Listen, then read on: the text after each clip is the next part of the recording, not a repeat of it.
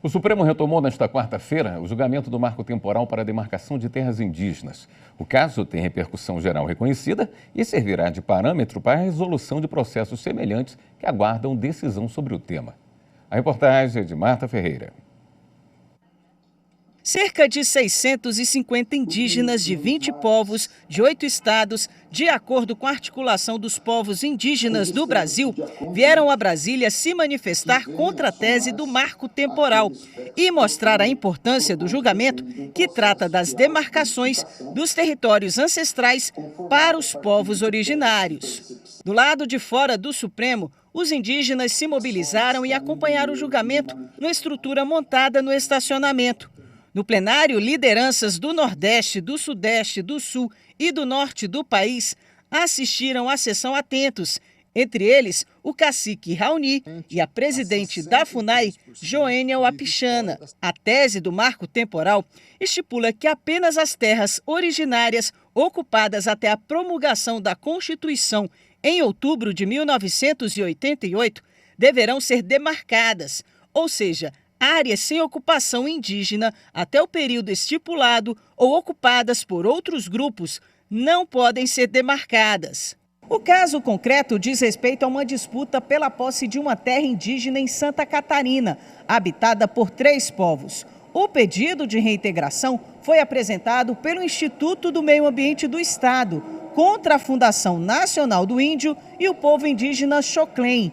O Tribunal Regional Federal da 4ª Região, em 2013, aplicou o critério do marco temporal, concedendo ao Instituto do Meio Ambiente catarinense a posse da terra. A FUNAI, então, recorreu ao Supremo.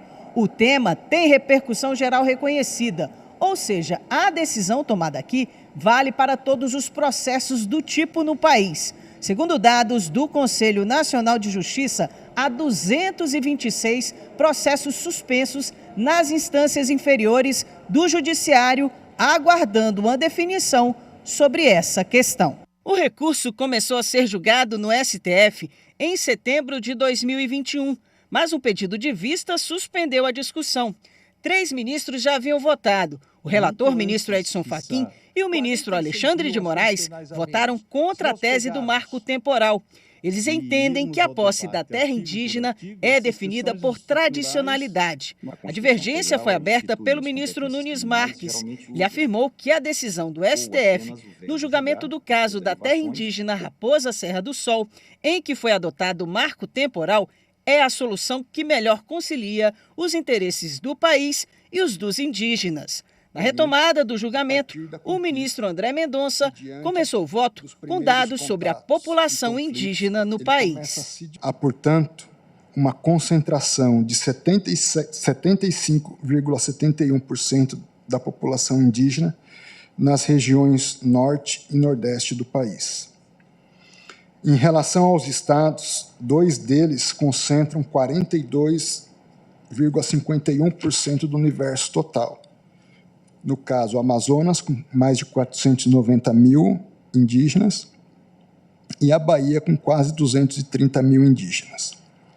Mato Grosso do Sul aparece em terceiro, com mais de 116 mil, Pernambuco, 106, Roraima, 97, sendo estas unidades da federação que concentram mais de 60% da população indígena. Outro dado de comparação entre os censos permite identificar as 5 unidades da federação nas quais o total de pessoas indígenas mais que dobrou. São eles Rio Grande do Norte, Bahia, Ceará, Amazonas, Piauí e Goiás. Verificou-se ainda que 79 municípios brasileiros têm mais de 5 mil pessoas indígenas residentes, número que aumentou em comparação a 2010, quando eram apenas 42 municípios. O ministro André Mendonça, assim como a divergência, é a favor da tese do marco temporal, mas vai concluir o seu voto amanhã.